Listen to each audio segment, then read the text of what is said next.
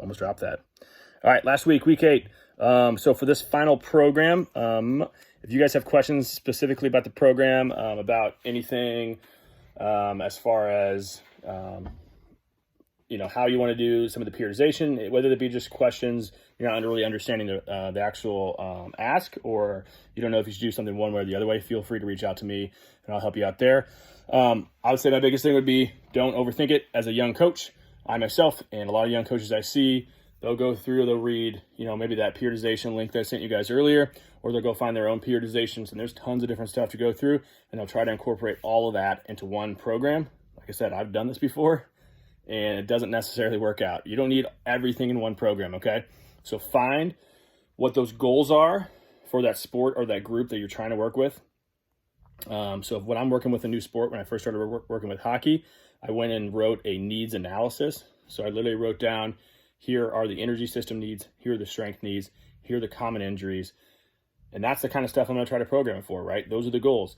Increase performance, increase conditioning for that sport, which for that sport would be to decrease recovery time. Decrease recovery time.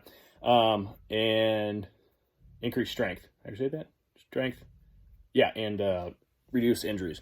So, making sure we have those goals and then figuring out those logical steps to get to those goals.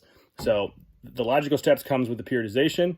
We know where we want to start. Use that periodization to get you to where those logical goals are. So if I'm asking you about your program, as long as you have, a reason to defend it and it makes sense, I might not write that program. I might not agree exactly with your rep schemes a little bit, but if it makes sense scientifically, and that's the way that you want to go about getting to those goals in that logical step, then that's fine as a coach. I mean, there's, again, the coaches I work with that we have completely different styles, and we're both going to get to that same end point, okay? So I think in this career, you're going to see a lot of different styles, and unfortunately, you're going to see a lot of people in those different styles that are kind of bashing each other. I would say fly somewhere in between.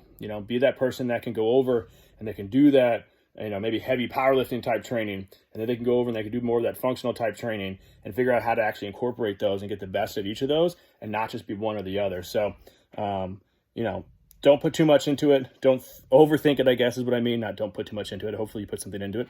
Don't overthink it and just be able to defend it.